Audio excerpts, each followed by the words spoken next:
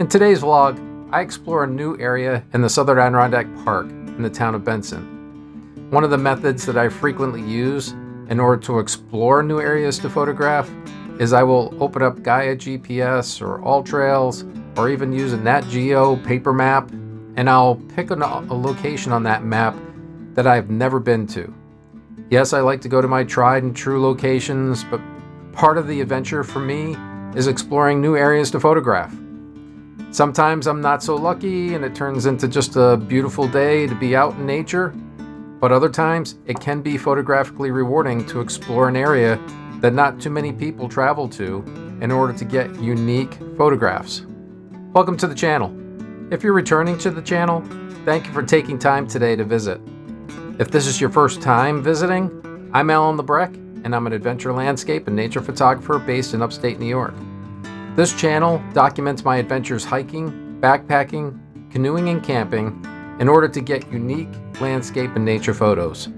If that sounds like something you'd be interested in, please be sure to subscribe below and click the notification bell for future video uploads. So in today's video, although it was overcast and cold, it was well worth the trip to the waterfalls or cascades on the West Stony Creek.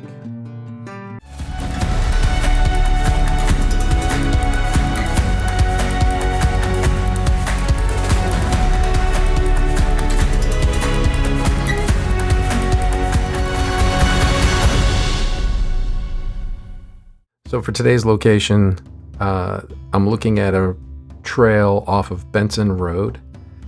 There is a trailhead that is part of the Northville Placid Trail. This trail actually goes from Northville, New York, which is down here, up to Lake Placid. But the trailhead actually runs right across Benson Road and heads over towards Woods Lake. And there's a couple of campsites there. This trail, the Northville Placid Trail, actually goes up around the lake and eventually comes back over to the West Stony Creek, which is what this is here. What I'm going to do is to make this a shorter trip. Instead of having to go all the way up the Northville Placid Trail and back down to the West Stony Creek Falls, I'm going to start at a location on some private land.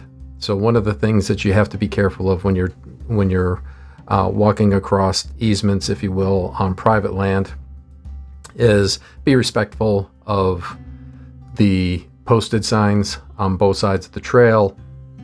Do not go off trail.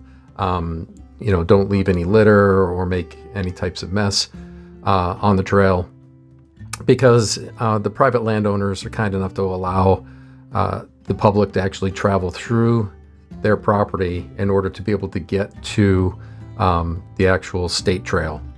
So in this case, I'm going to park. There's a public parking area just right here off of Godfrey Road.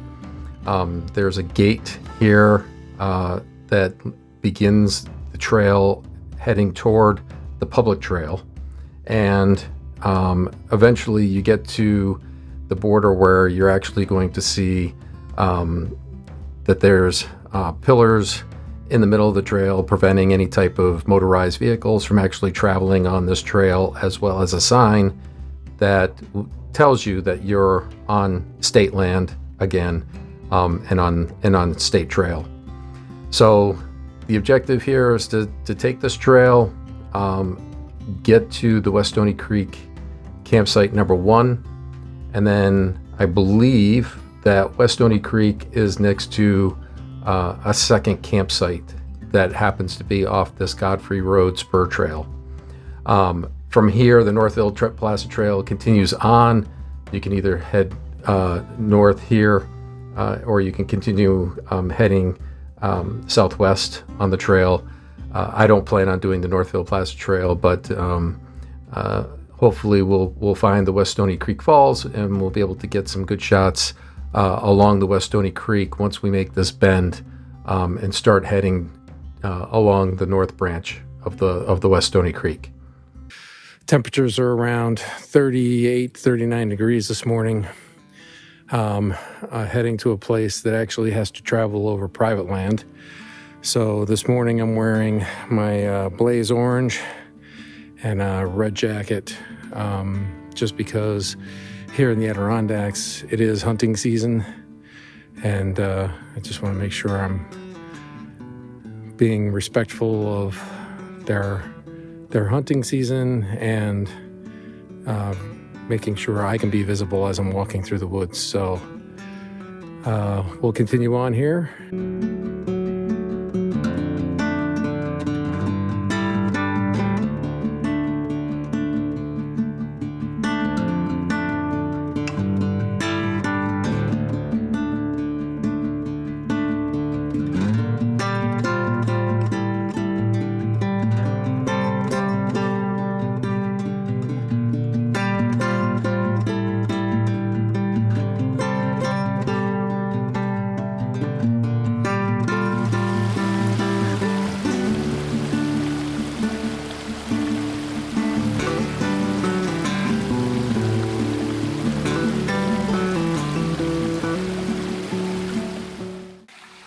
So I've stopped here just a little ways up from the campsite where I was filming the brook, and the trail actually goes up along the side of the brook, and I found this composition that I really like. So I stopped, and I'll show you my composition here. So here's my composition. I've got these 3 trees on the left here with the stream or the brook coming down on the right side. And I'm at 50 millimeters right now, f11, 1/13 of a second at ISO 400. So I just want to make sure that I am not blowing out my highlights. So you'll see that my histogram, I can probably bring the speed up to around 1/8 or 1/6 of a second without blowing out my highlights, and I still have some shadow detail. Right now it's a little overcast, so I'm getting some good even light, and then we'll go ahead and take this shot.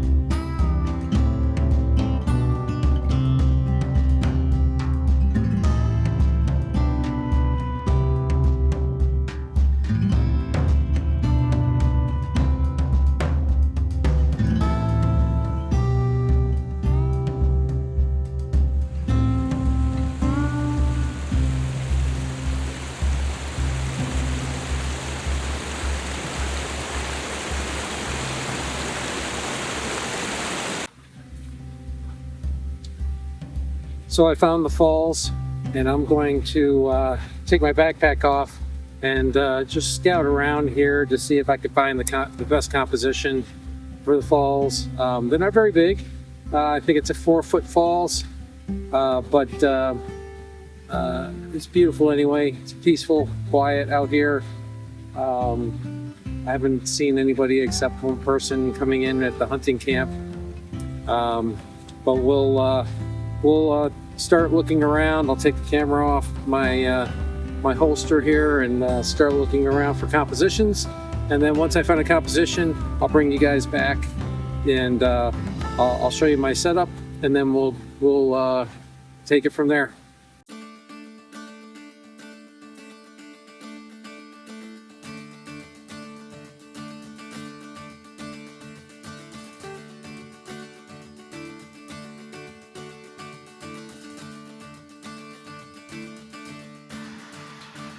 Okay, so here's my composition.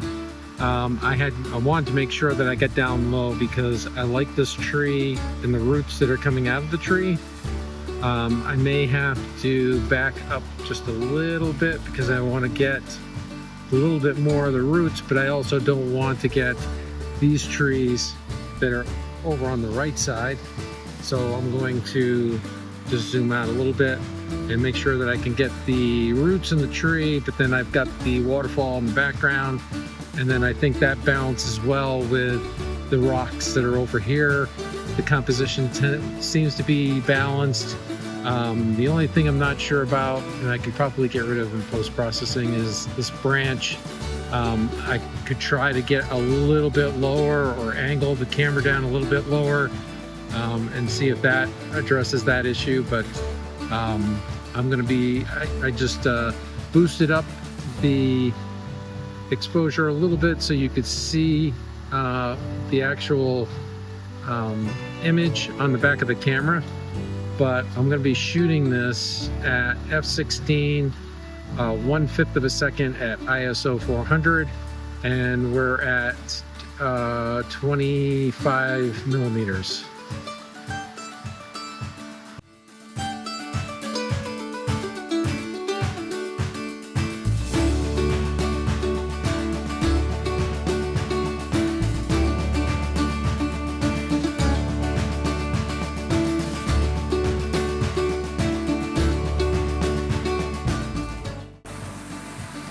So hopefully you can hear me over the waterfalls, but I just come down to scout out another composition.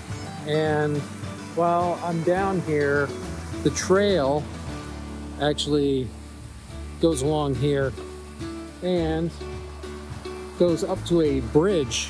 I don't know if you can see that in the image, but I want to capture that bridge in the background with the waterfalls.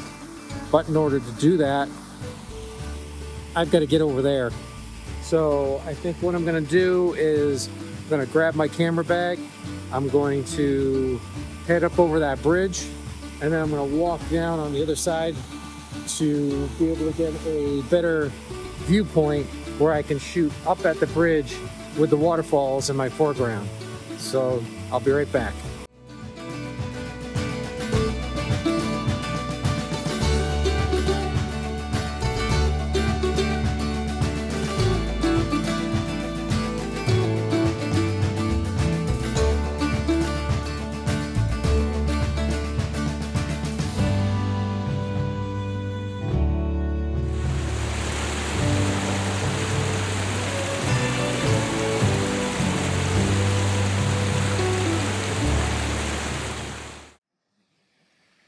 All right, so now I've set up my composition. So now I've got the waterfalls here with another small cascade here. And what I'm trying to do is I'm trying to get the foreground elements, the rocks, to all point toward the waterfall. So I've got this rock here pointing toward the waterfall.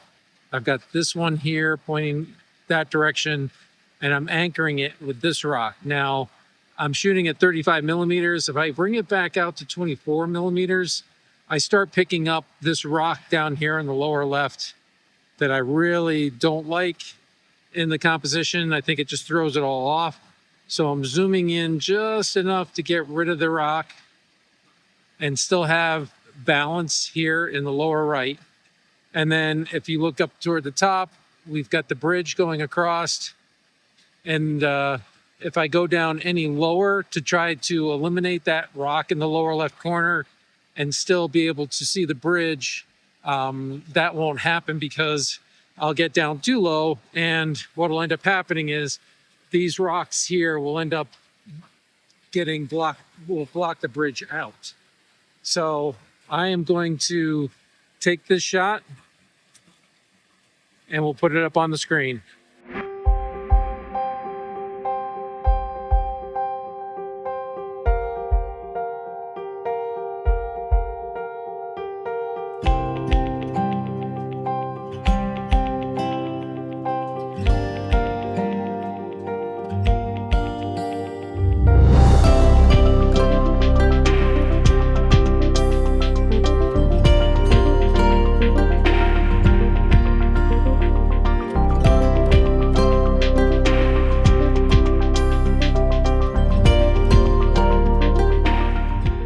I hope you found today's video informative and inspiring. There are so many places to explore and photograph, which makes every trip for me a new adventure, and I hope you find your own adventures as well. If you're like I am, I do most of these trips on my own, so be sure to be careful when you're out there by yourself. I posted a video on steps you can take to reduce risk when you're out on your own adventures that I'll post a link to here. As always, be careful and go out and capture great light.